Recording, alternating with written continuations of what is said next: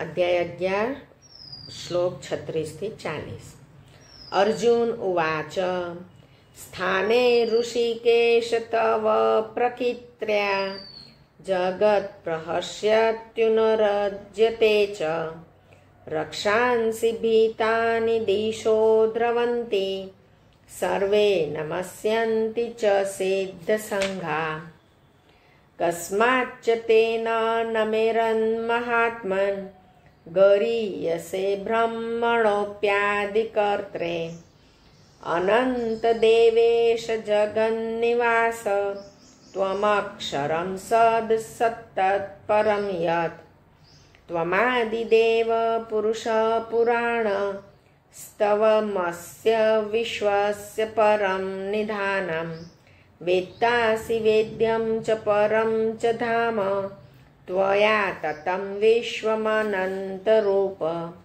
वायुर्यमोऽग्निर्वरुण शशाङ्क प्रजापतिस्त्वं प्रपितामहश्च नमो नमस्तेस्तु सहस्रकृत्व पुनश्च भूयोऽपि नमो नमस्ते नमः पुरुस्तादथ पृष्ठस्तस्ते नमोऽस्तु ते सर्वतमे एव सर्व अनन्तवीर्यामितविक्रमस्त्वं सर्वं स्वमाप्नोषि ततोऽसि सर्व। આપણે એક એક જોઈએ। સ્થાને ઋષિકેશ તવ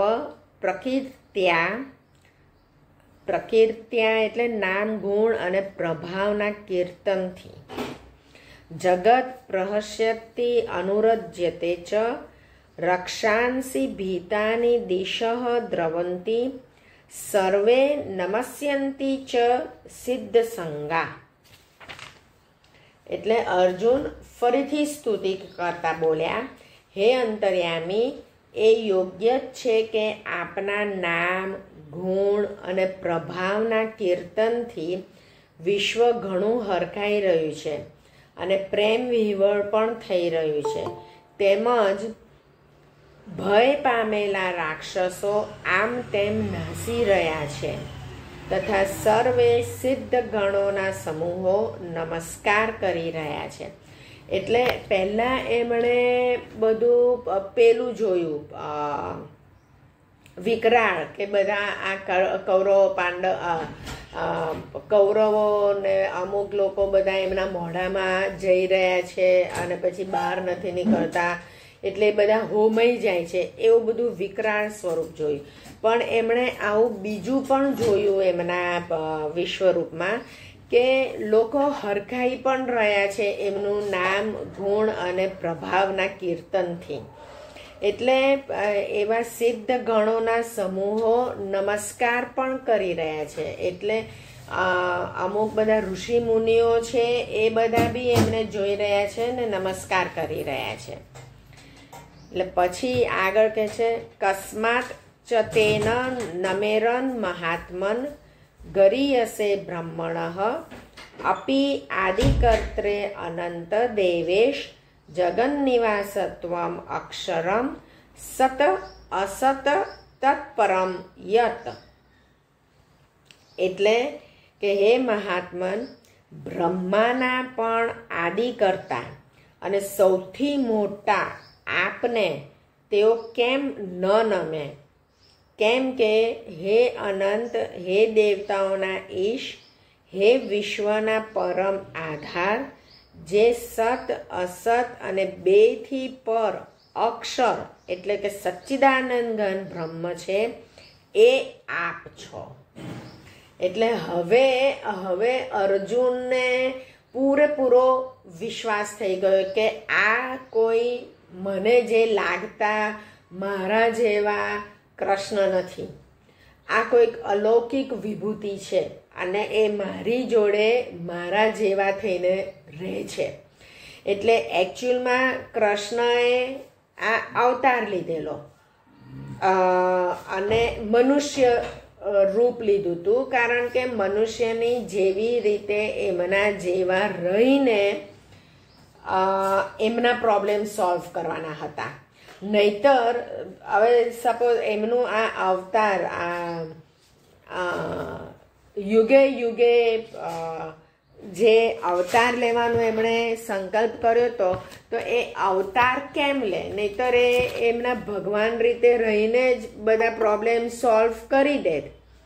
પણ એમણે આ જે કોઈ બધા જે અવતાર થાય છે એ અવતાર એટલા માટે લેવા પડે છે કારણ કે આપણે મનુષ્ય આપણી જ જાતિના, આપણા જેવા જ કોઈ આપણને કહે તો આપણા મગજમાં સારી રીતે ઘૂસે અને આપણે સમજી જઈએ.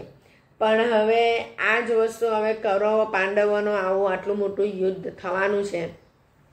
કૃષ્ણએ અને આ જે ધર્મ સંસ્થાપન કરવા માટેનું યુદ્ધ કરવાનું હતું. એટલે સપોઝ કૃષ્ણ આવી રીતે મનુષ્યનો અવતાર લઈને ના આવ્યા હોત અને એ એકલા એમના ભગવાન રૂપે જ રહ્યા હોત અને અર્જુનને જે આ વિશ્વરૂપનું દર્શન કર્યું અને એમણે જે કીધું કે તું ન હણે તો પણ આ બધા હણાવાના જ છે મારાથી, એટલે આખું યુદ્ધ ના કર્યું હોત અને એમને એમ કૃષ્ણએ જ એમને મારી કાઢ્યા હોત તો એવું પોસિબલ થાત? તો એટલે તો મનુષ્ય એ ભગવાનને એવું માને, એ એક જ જણ માને કે એટલે જેને ચમત્કાર થયો હોય એક જ જણ માને. હવે આટલો બધો મોટો નરસંહાર કરવાનો હતો તો એ એક સમજાવવા માટે કે કેમ આટલો મોટો નરસંહાર કરવાનો છે, કેમ આટલા બધાને મારવાના છે, તો એક મનુષ્ય જ મનુષ્યને સમજાવી શકે અને એના મગજમાં બરાબર ઘૂસે. કારણ કે આટલો મોટો વીર યોદ્ધા અર્જુન બેસી પડ્યો સામે એના સગાઓને જોઈને, એટલે એવા યોદ્ધાને ઊભો કરવાનો હોય તો એક કૃષ્ણ જ કરી શકે. બાકી આપણે જેવા બી એને અર્જુનને સમજાવવા ગયા હોય તો અર્જુન માને જ નહીં, ઊભો જ ના થાય. અને એટલા માટે આ મનુષ્યનો અવતાર લઈને એ કરી શકે છે. અને હવે જ્યારે અર્જુને જોયું કે ના, હવે તમે તો મોટી વિભૂતિ છો અને તમે જો જે કહો છો કે આની અંદર હું છું, આની અંદર હું છું, આની અંદર આ હું છું, તે સાચે સાચ તમે એવું છો જ. એટલે હવે એકદમ નમસ્કાર કરતો થઈ ગયો કે હા ભાઈ, હવે તમે જે કહો છો એ બધું સાચું છે અને હવે મારા મગજમાં ઘૂસે છે બધું કે કેમ મારે યુદ્ધ કરવાનું. એટલે પછી એટલે કહે છે કે સચ્ચિદાનંદ ઘન બ્રહ્મ તમે છો. જે બીજા બ્રહ્મા જે કહીએ છીએ એ બ્રહ્મા તમારામાંથી ઉત્પન્ન થયેલા છો, પણ તમે આદિ કરતા છો. પછી આગળ કહે છે ત્વમ આદિદેવ પુરુષ પુરાણ ત્વમ અસ્ય વિશ્વસ્ય પરમ નિધાનમ વેત્તા અસી વેદ્યમ ચ પરમ ચ ધામ ત્વયા તતમ વિશ્વમ અનંતરૂપ. એટલે કે હે પ્રભુ, આપ આદિદેવ અને સનાતન પુરુષ છો. આપ આ જગતના પરમ આશ્રય અને જાણનાર, જાણવા યોગ્ય અને પરમ ધામ છો. એ અનંતરૂપ આપણાથી આ આખું વિશ્વ વ્યાપેલું એટલે કે પરિપૂર્ણ છે. આ બધી વસ્તુ છે ને પહેલાં કૃષ્ણ બોલતા હતા કે આ બધું મારાથી પરિપૂર્ણ છે, આ આખું વિશ્વ મેં બનાવ્યું છે. એ બધું જ્યાં સુધી કૃષ્ણ બોલતા હતા ત્યાં સુધી અર્જુનને વિશ્વાસ નહોતો બેસતો. અર્જુનને એવું જ લાગતું હતું કે આ એમના બણગા ફોડે છે. પણ જ્યારે એમણે એમનું સાચું વિશ્વરૂપ બતાડ્યું ત્યારે અર્જુન માનવા માંડ્યો, એને વિશ્વાસ બેઠો. એટલે હવે અર્જુન કહે છે કે હા, જાણવા યોગ્ય અને પરમધામ તમે જ છો આપણાથી આખું વિશ્વ વ્યાપેલું છે અને તમે આદિદેવ અને સનાતન પુરુષ છો. હવે આ બધું અર્જુન બોલવા માંડ્યો. પછીના શ્લોકમાં વાયુ યમઃ અગ્નિઃ વરુણઃ શશાંક પ્રજાપતિ ત્વમ પ્રપિતામહ ચ નમઃ નમઃ તે અસ્તુ સહસ્રકૃત્વઃ પુનઃ ચ ભૂયઃ અપિ નમઃ નમઃ તે. એટલે કે છે કે અને હે હરિ, આપ વાયુ, યમ, અગ્નિ, વરુણ, ચંદ્રમા અને પ્રજાના સ્વામી બ્રહ્મા છો તથા બ્રહ્માના પણ પિતા છો. આપને વારંવાર નમસ્કાર, હજારો વાર નમસ્કાર તથા ફરી પાછા એથી પણ વધારે વાર નમસ્કાર. નમઃ નમઃ તે એટલે કે હવે અર્જુનના પૂરેપૂરી શરણાગતિના ફોર્મમાં આવી ગયો કે હા, હવે મને તમારા પર વિશ્વાસ બેસી ગયો કે તમે કોણ છો, તમે મહાગુરુ છો, બ્રહ્માના પણ પિતા છો અને એટલે હવે તમે જેમ કહેશો એમ હું કરીશ. એમ નમસ્કાર કર્યા. પછી નમઃ પુરુસ્તાત અથ પૃષ્ઠતઃ તે નમઃ અસ્તુ તે સર્વતઃ એવ સર્વ અનંતવીર્ય અમિત વિક્રમ ત્વમ સર્વમ સમાપ્નોષિ તતઃ અસી સર્વઃ. હે અનંત સામર્થ્ય ધરાવનાર, આપને આગળથી તેમજ પાછળથી પણ નમસ્કાર.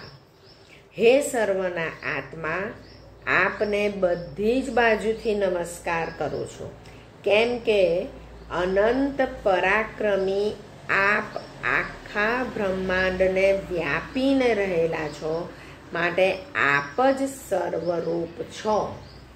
જો અહીંયા આગળ હવે કે છે બધી જ બાજુથી નમસ્કાર કરું છું. પહેલાં અર્જુને એમની સામે જોયું અને એમને આખું વિશ્વરૂપ દેખાયું. એટલે આપણે કોઈ બી વ્યક્તિની સામે જોતા હોઈએ તો એ સામે જોઈને આપણે નમસ્કાર કરીએ. પણ અર્જુને જોયું કે આ તો બધે વ્યાપેલા છે અને બધે વ્યાપેલા છે એટલા માટે એ બધી બાજુ ફરીને નમસ્કાર કરે છે કે આગળથી પણ નમસ્કાર કર્યા અને પાછળથી બી, એટલે આખું એમને ગોળ ફરીને નમસ્કાર કર્યા. એટલે આપણે જે પરિક્રમા કરીએ ભગવાનની, એ પરિક્રમા એટલા માટે આપણે કરીએ કે એમની ચારે બાજુ ગોળ આપણે ફરીએ છીએ અને બધી સાઈડથી નમસ્કાર કરીએ છીએ કે તમે સર્વવ્યાપી છો.